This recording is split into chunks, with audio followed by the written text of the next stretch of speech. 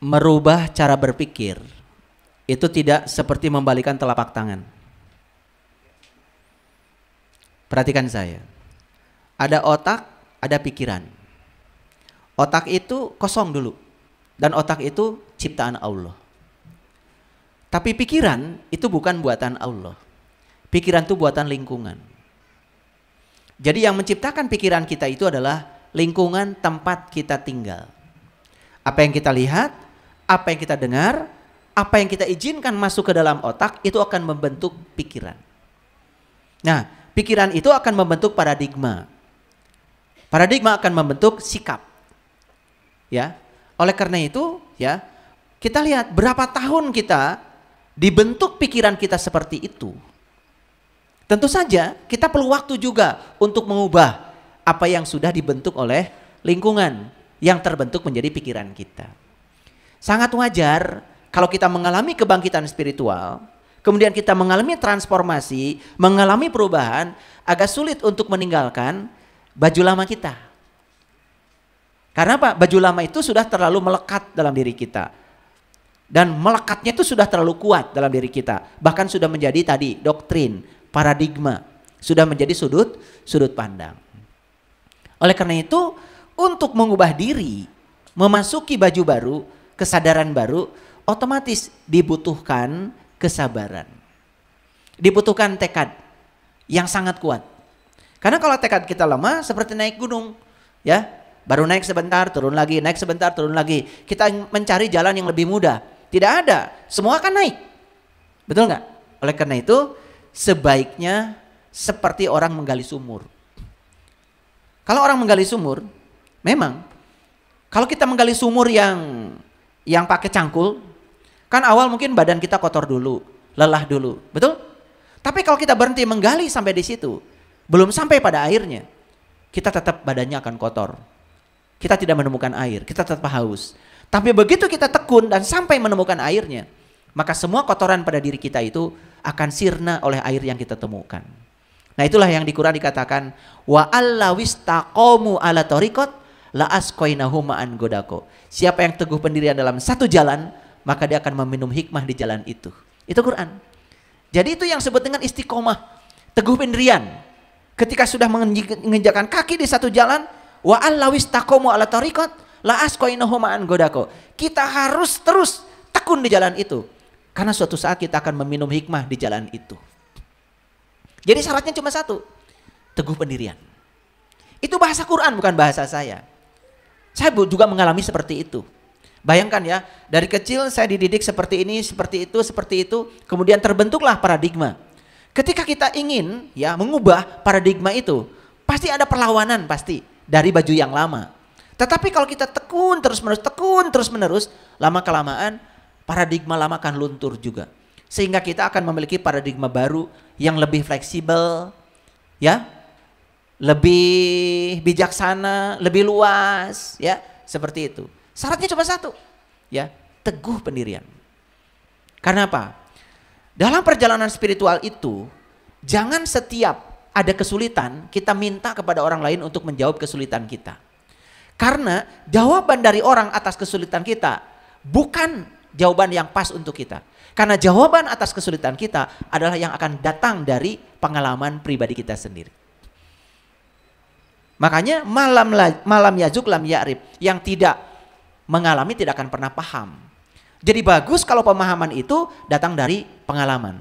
Terus saja pertanyakan semua ke dalam diri, maka semesta akan mengalirkan jawaban yang dibutuhkan untuk diri berkembang. Kenapa? Allah mengatakan di Quran, wa ja'alnakum fiha ma'ayisa, segala kebutuhan tentang dirimu sudah aku sediakan pada dirimu sendiri. Jadi sebetulnya semua kebutuhan diri kita itu ada dalam diri kita. Ketika kebutuhan kita meningkat, kita juga akan diberi jawaban atas kebutuhan yang meningkat itu. Dan tanpa batas, terus menerus akan ada. Alirkan terus pertanyaan pada diri, maka semesta akan melahirkan jawaban pada Bapak. Insya Allah nanti akan sampai pada ma'an godako, kita akan mendapatkan hikmah di jalan itu. Asal teguh pendirian, ya, sabar.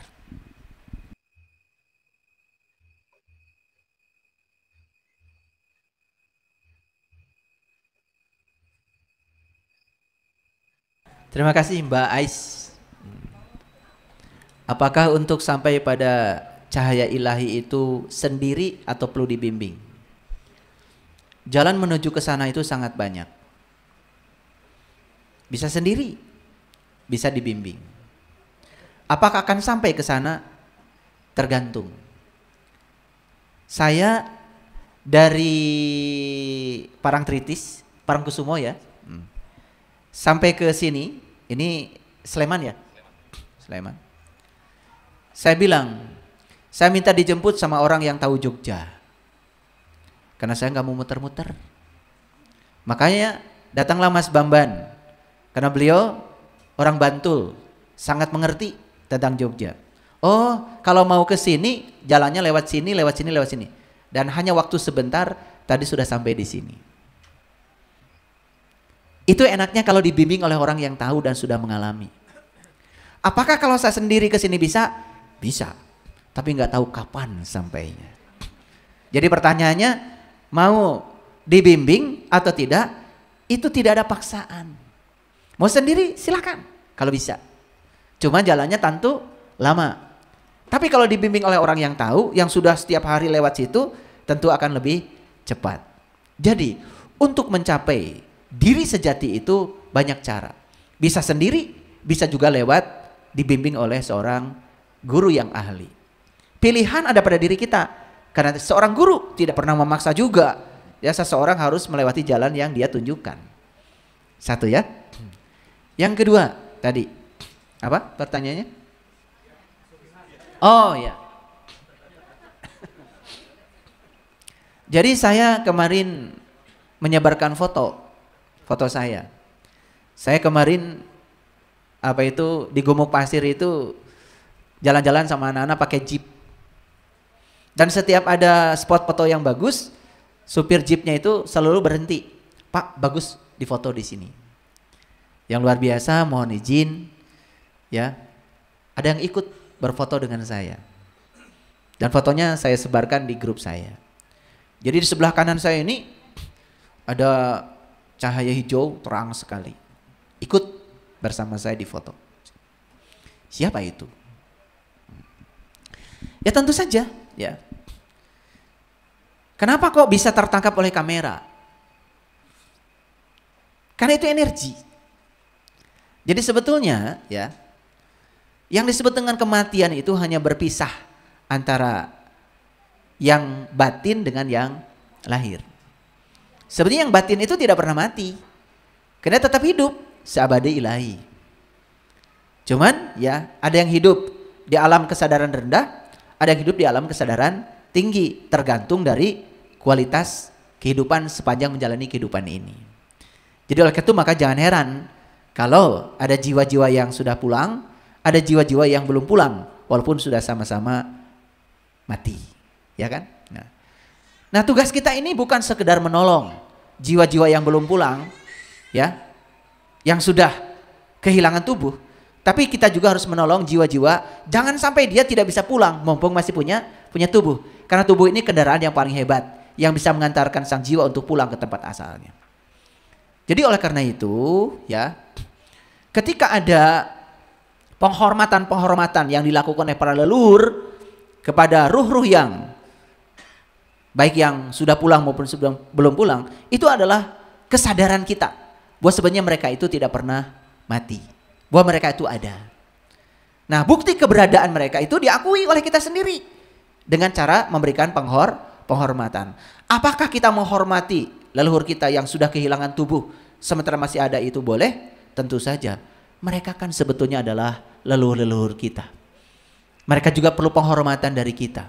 Makanya saya kalau berdoa selalu mengatakan semoga semua makhluk hidup baik yang kelihatan maupun yang tidak kelihatan di setiap ruang dan waktu di semua tingkatan selalu berbahagia. Nah, cara kita merefleksikan penghormatan kepada leluhur ya tentu saja beragam. Ya. Saya ambil contoh sederhana. Saya itu tahu kesukaan ibu bapak saya itu krecek tempe. Karena kebetulan kakek nenek saya itu tukang tempe dulu. Dan tempe kalau untuk dikrecek itu beda, bukan tempe yang biasa. Jadi ada spesial cara bikinnya, raginya pun tersendiri. Daunnya pun tersendiri, bukan pakai daun pisang. Ada daun daun khusus itu ya kalau di kampung saya. Nah, kesukaan ibu bapak saya itu adalah krecek tempe pakai cabai hijau. Dan saya kalau di rumah bikin krecek tempe pakai cabai hijau suka ingat ayah ibu saya. Ingat. Dan kalau ingat ya udah ambil 1 sendok taruh di pisin, kemudian taruh aja di meja. Saya hadiahkan Al-Fatihah. Tentu saja krecek tempenya dimakan sama saya. Tetapi penghormatan saya kepada ibu lewat itu ternyata saya suka mimpi. Mimpi ketemu ayah, ketemu ibu. Dalam mimpi itu beliau mengucapkan terima kasih karena kamu masih ingat sama ayah pada ibu, sama Ameli. Hal yang sederhana seperti itu. Ya kan? Itu energi itu nyambung ya, nyambung. Makanya jangan heran ya, kalau kita lagi gini nih, biasanya suka ada wangi. Betul nggak? Itu wangi itu khas. Itu wangi siapa yang lewat? Itu karena beliau cara untuk berkomunikasi dengan kita lewat cara-cara yang bisa dipahami oleh kita. Dan wangi itu pasti khas. Khas pasti. Nah, itu cara berkomunikasi seperti itu. Oleh karena itu, mari kita tetap kembangkan penghormatan yang setinggi-tingginya, baik pada makhluk yang kelihatan maupun yang tidak kelihatan. Ya. Yang terakhir, bagus tadi. Resolusi tahun barunya ingin segera ke Bandung. Saya doakan semoga segera bisa ketemu saya di tempat yang lebih khusus lagi, sehingga bisa mendapatkan ilmu khusus. Baik, luar biasa sekali Ayah Guru. Dan ini kayaknya pertanyaannya juga udah mulai melebar ini ya, nggak apa-apa ya. Silakan Bapak Ibu sekalian yang masih mau bertanya untuk bisa tunjuk jari. Silakan di belakang mungkin ada bisa minta bantuan untuk mic-nya.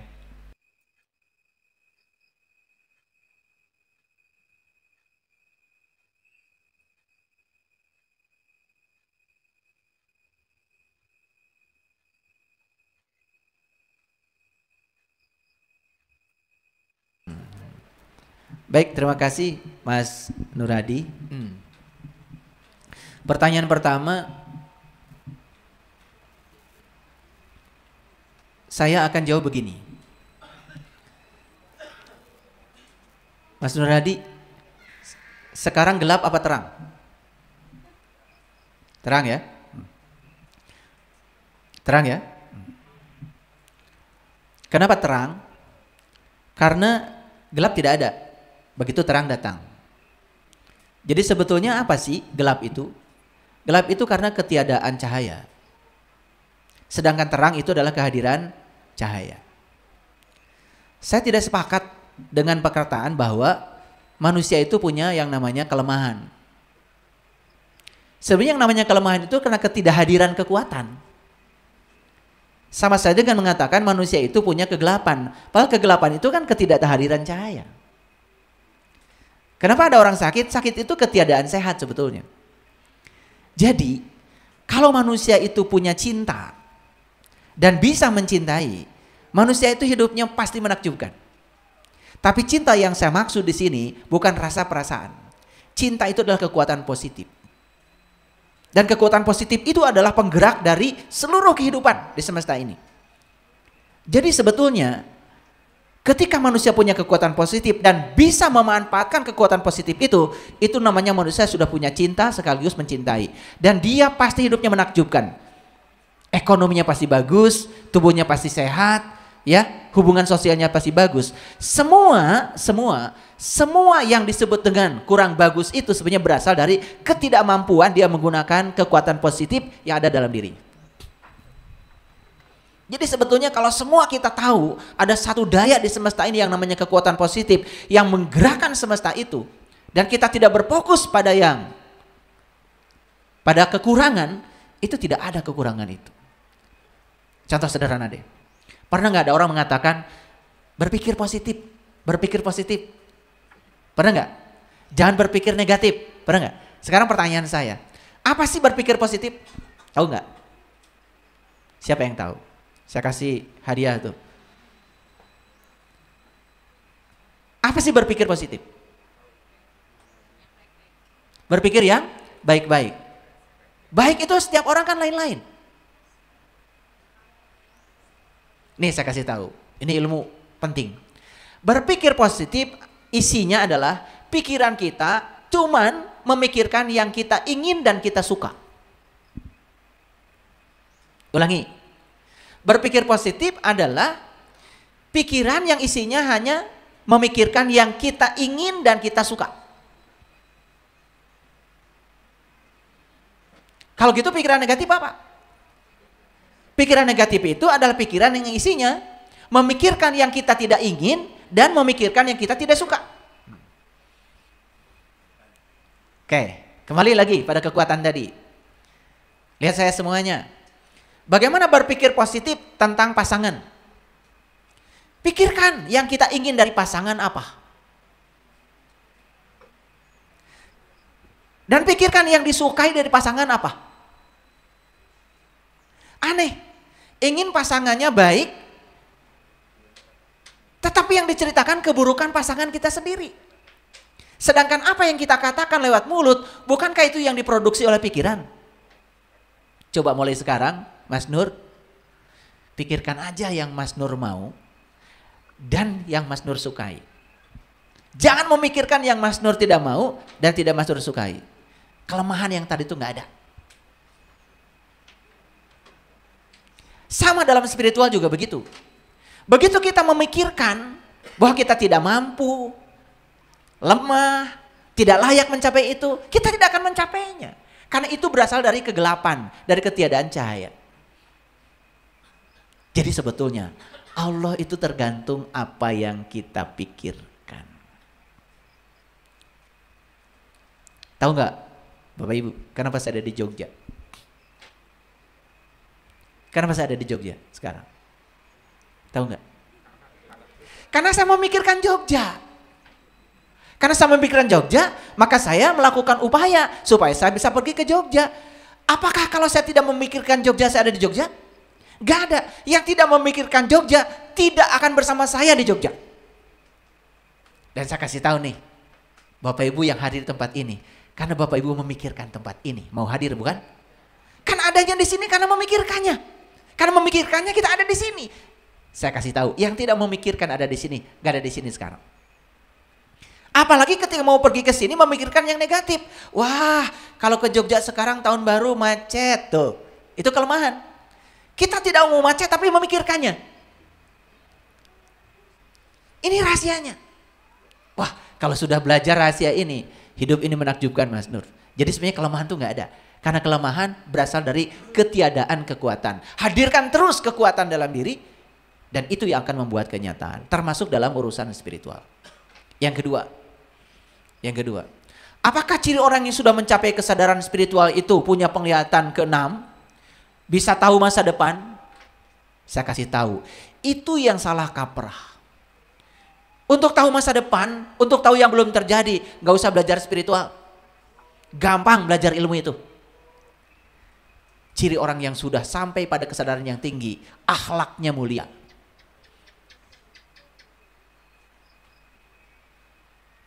Bukan jadi peramal. Untuk mengasah ketajaman itu gampang, tidak usah belajar spiritual.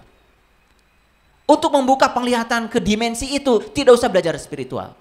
Ingat, Nabi Muhammad diutus ke dunia bukan untuk menjadi tahu masa depan, masa itu tidak. Beliau datang ke dunia untuk memuliakan akhlak.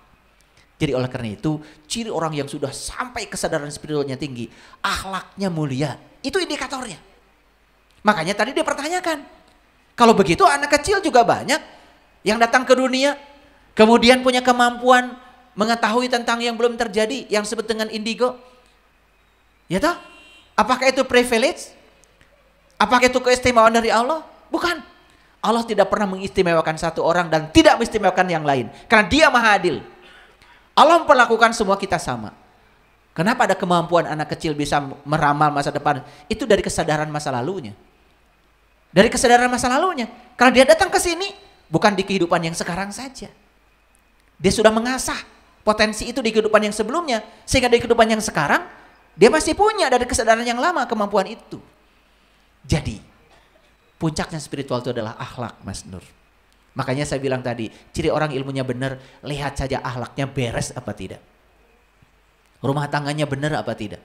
Makanya kalau saya, ya ciri orang benar nggak ilmu, ya lihat aja, beres nggak dengan istrinya, beres nggak dengan anaknya, gitu. Jadi kita bagaimana mengatakan ilmunya tinggi kalau urusan yang terdekat saja dengan orang yang terdekat saja sekasur ada konflik. Ngerti maksud saya? Jadi gampang mengukur orang ilmunya tinggi atau tidak. Lihat hidupnya beres atau tidak. Karena apa? Menurut Socrates, pengetahuan adalah dasar kebajikan. Kalau orang punya pengetahuan yang benar, pasti hidupnya penuh dengan kebajikan. Sedangkan kebodohan adalah dasar dari kejahatan. Kalau banyak konflik, itu pasti berasal dari kebodohan, bukan berasal dari pengetahuan. Itu aja Mas Nur. Terima kasih. Berarti kita juga harus bisa membedakan antara spiritual dengan supranatural ya. Betul. Ya. Betul. Oke, jadi bukan berarti spiritual itu seperti hanya supranatural yang bisa mengatur-ngatur apa yang kita inginkan ya. Yes. Ya, baik. Oke, baik. Sahabat, silahkan yang mau bertanya. Tadi di sebelah belakang tadi kayaknya ibu-ibu yang mau ini bertanya. Nih ada. Oke, Pak. silahkan. Silahkan Bapak.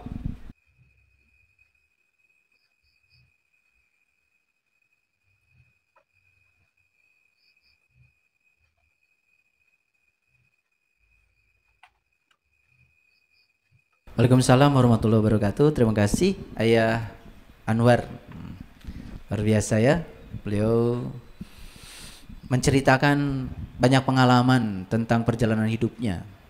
Apalagi di usia beliau yang sudah sangat matang ya. Beliau sudah melewati berbagai macam fase kehidupan.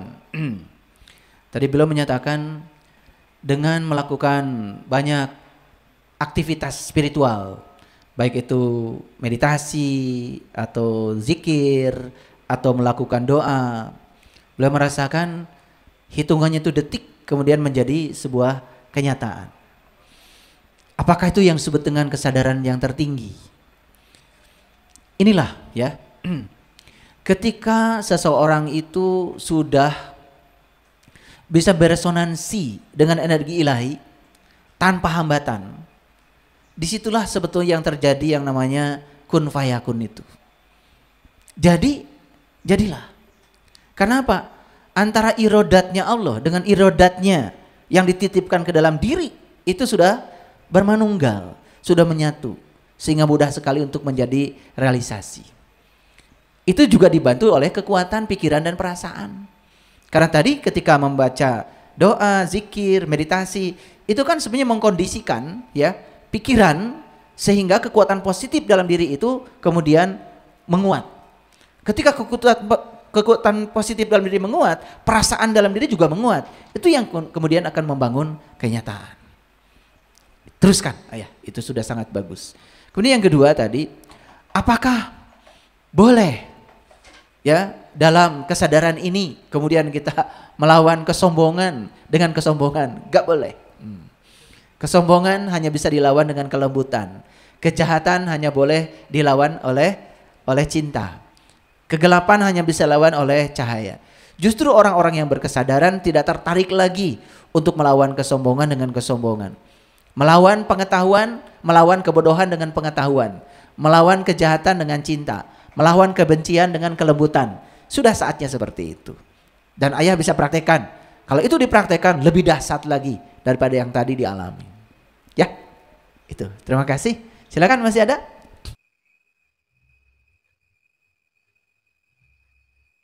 Ya, ini pertanyaan ziarah kubur ya. Baik. Baik buruk, salah benar, itu semua penilaian. Dan tergantung si penilai itu sendiri. Saya cuma menggunakan resep sederhana aja. Innamal a'malu binniyat. Itu kata Nabi. Amal itu tergantung pada niat. Niat kita datang ke sana yang paling tahu diri kita. Kita datang ke makamnya para aulia, leluhur kita, karena kita mengenang jasa baik mereka. Karena mereka telah mengorbankan semua waktu hidupnya untuk membangun peradaban. Dan kita ingin mencontoh kebaikan mereka. Dan kita datang ke mereka, mendoakan mereka. Terus apa yang salah? Tidak ada yang salah. Yang salah itu adalah yang menilai. Yang suka aneh kan? Kita yang datang ke sana yang menilai orang lain. Dan orang lain berani menyalahkan kita, padahal yang ngalamin kan kita sendiri. Sama seperti gini deh. saya membagikan uang kepada orang lain. Terus saya mengundang orang-orang yang bisa mengumumkan kepada orang lain. Apakah saya ria? Kan yang tahu ria tidak ria itu saya. Saya berpedoman pada ayat Quran. Di Quran dikatakan, sedekah itu bisa sembunyi-sembunyi, bisa terang-terangan kata Quran. Boleh dua-duanya kok. Apakah saya sedekah mengundang wartawan gak boleh gitu? Karena niat saya mengundang wartawan, biar kalau kaya berbagilah seperti ini, kan gitu tujuannya. Kan tidak ada pameran sama sekali. Oleh karena itu, ya tentang ziarah kubur tentu saja bagi saya tergantung pada niatnya. Yang tahu niat kita kan kita sendiri. Kita mendatangi kuburan orang tua kita karena kita tahu cara menghormati mereka. Walaupun mereka sudah tidak ada, kan situsnya masih ada. Terus apa yang salah kita berdoa di sana? Nggak ada yang salah. Kita berdoa kepada Allah kok. Gitu. Jadi yang paling tahu diri kita adalah diri kita sendiri. Ya sudah, selama kita nyaman tidak usah berubah dengan apa kata orang tentang diri kita. Yang salah lagi kalau kita pun baperan. Ketika orang lain bilang itu, bilang ini, kita berubah. Itu yang salah. Jadi oleh karena itu jalankan saja. Bunda Nuzul, jalankan saja. Toh yang paling tahu kita sendiri kok. Ya toh, kita datang ke sana kok, kita menghormati jasa-jasa mereka, menghormati mereka. Terus apa yang salah di sana? Gak ada yang salah. Yang salah tuh yang suka menyalahkan orang lain. Ya, oke, baik, terima kasih. Oke, mumpung masih ingat ayah guru, mungkin tambahan untuk Bunda Nuzul tadi. Biasanya kalau orang ziarah itu kan ada yang merasa bahwa di situ juga melihat sosok yang menyerupai mungkin makam apapun yang sudah meninggal itu. Itu sebenarnya kita itu bertemu dengan siapa ayah? Terima kasih. Iya. Ya. Ketika kita melakukan ziarah kemanapun, kemudian ada pesan semesta yang datang kepada kita, lewat kejadian apapun, tangkap pesannya. Karena di balik semua peristiwa itu pasti ada pesan yang sedang disampaikan kepada kita. Selama kita bisa menangkap pesan yang konstruktif untuk perubahan diri kita lebih bagus, ya bagus-bagus saja, tidak ada yang masalah. Ya.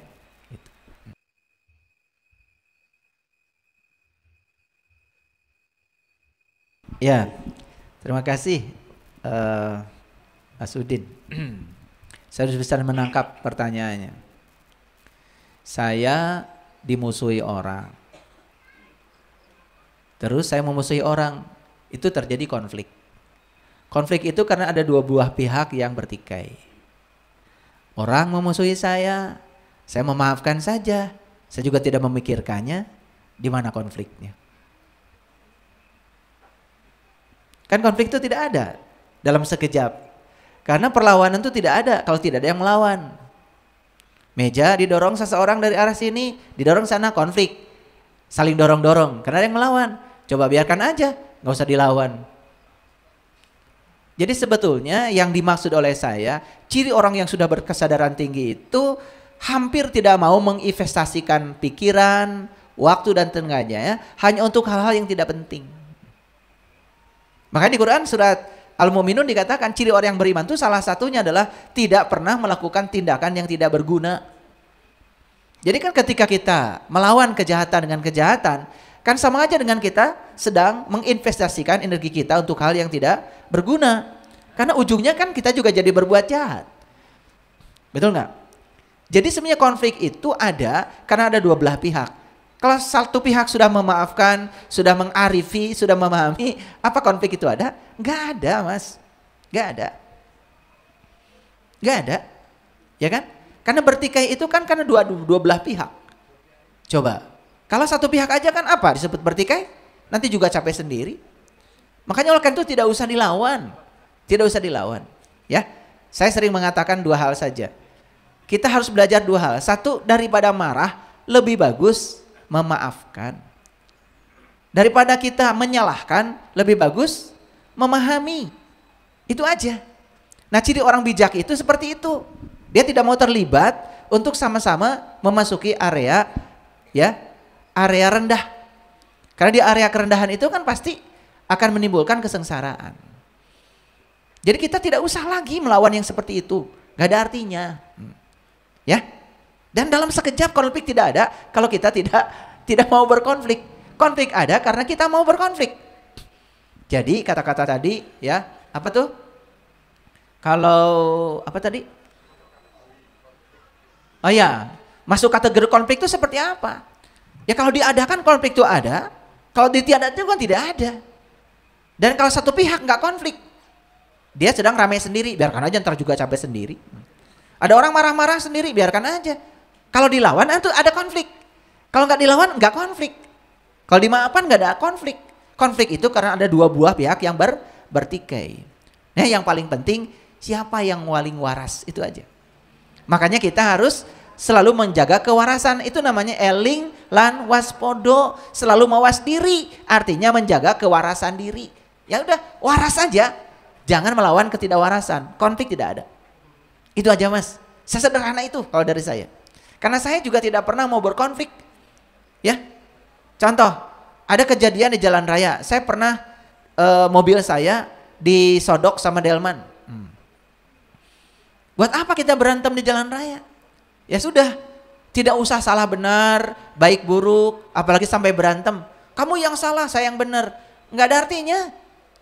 Apalagi melawan orang-orang yang tidak sadar. Ya sudah, saya pulang aja. Ya saya doakan semoga ya nanti tidak terjadi lagi. Padahal mobil saya babak belur kesedok sama kayunya delman. Ya udah saya masukkan ke bengkel dan mobil jadi bagus lagi.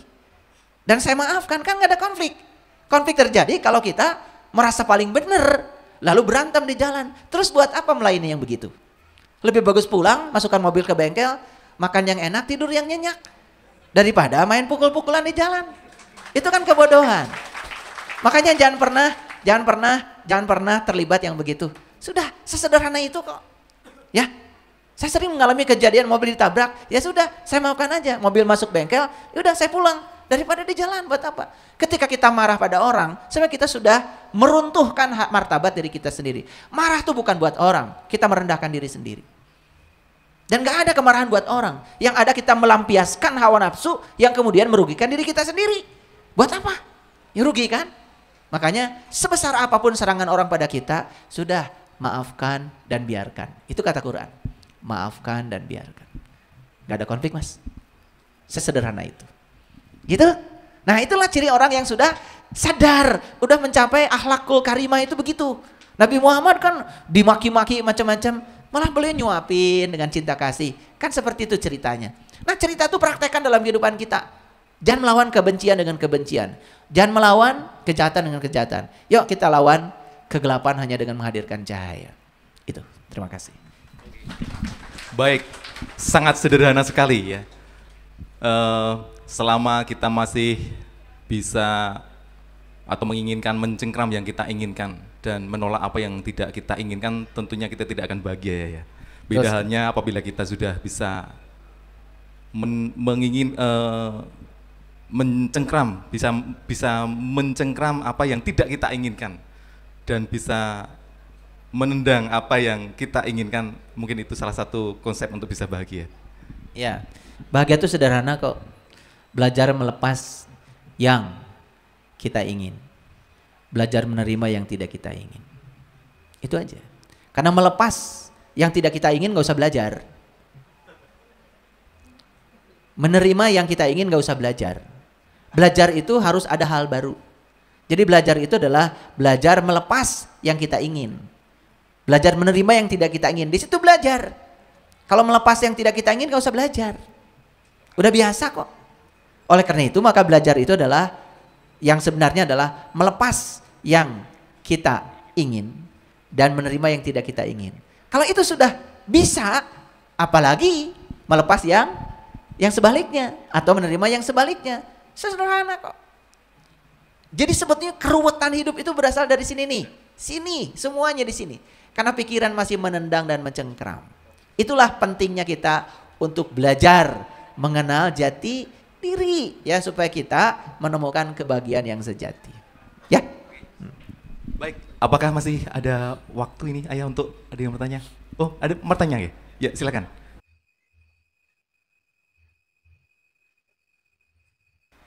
Kalau Bunda menginginkannya, pasti Allah akan mengabulkannya. Karena Allah itu tergantung pada keinginan kita sendiri. Dan Allah sudah menyatakan, yahdillahu linurihi mayyasha. Aku akan menunjukkan pada cahayaku siapa yang aku kehendaki. Kalau bunda punya kehendak, pasti Allah akan menghendaki. Ya, jangan merasa tua. Umur itu hanya hitungan angka.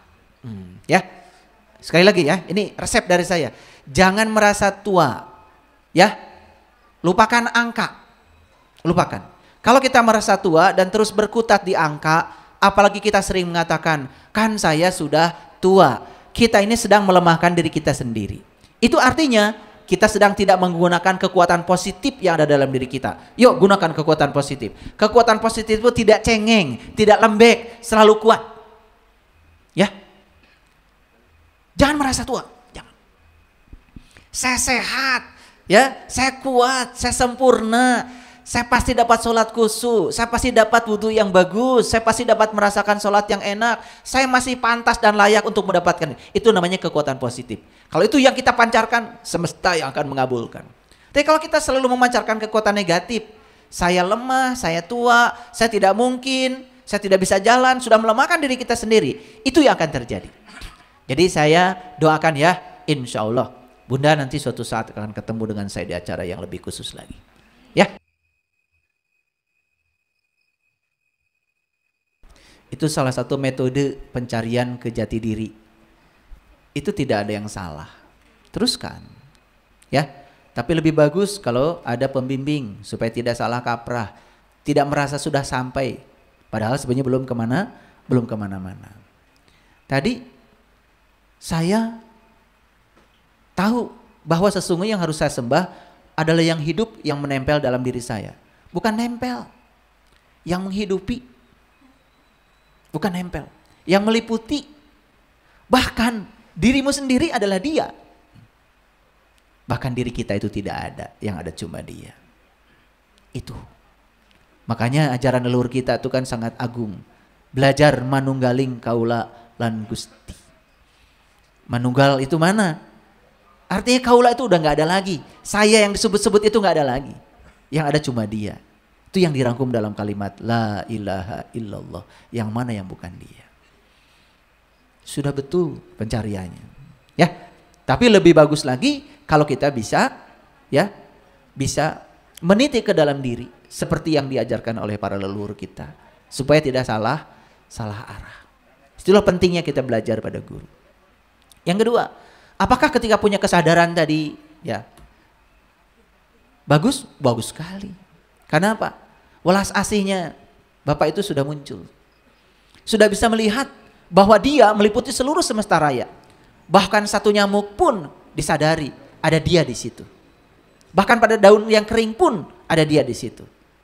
Jadi itu sudah memenuhi ayat walillahil masyriqi wal maghrib fa aina ma tuwallu fasamma wajhullah. Allah meliputi timur dan barat. Kemanapun kamu malingkan wajah, yang kamu lihat adalah wajahnya Allah. Itu sudah sampai pada kesadaran. Teruskan, itu sudah bagus. Ya, gak ada yang salah. Baik.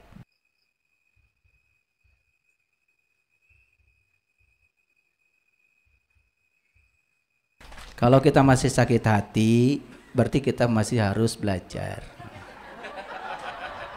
Lah kenapa kalian sakit hati? Saya jangan sakit hati. Berarti harus belajar lagi kalau masih sakit hati.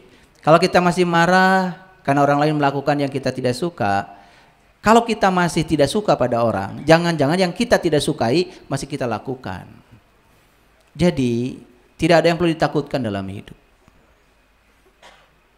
Tidak ada yang perlu ditakutkan dalam hidup. Kebenaran itu punya mekanisme sendiri untuk menunjukkan dirinya. Oleh karena itu, pesan saya sederhana. Biarkan saja orang mau menghina kita seperti apa. Karena tidak ada yang bisa menghina kita tanpa izin kita. Siapapun yang menghina kita, dia sedang menghinakan dirinya sendiri. Yang paling penting kita jangan pernah menghinakan siapapun. Orang merendahkan kita, biarkan saja. Kita tidak akan direndahkan orang kalau kita tidak mengizinkannya. Justru orang yang merendahkan kita, dia sudah merendahkan dirinya sendiri. Mekanisme semesta ini sudah sangat adil. Jadi biarkan saja. Jangankan selevel saya yang tidak tahu apa-apa, tidak bisa apa-apa. Nabi Muhammad saja di zamannya pernah dibilang gila, dibilang sesat, dibilang apa. Beliau nggak apa-apa. Justru itu bagi Nabi Muhammad jadi nutrisi untuk meningkatkan kekuatan beliau, kebijaksanaan beliau, cinta kasih beliau.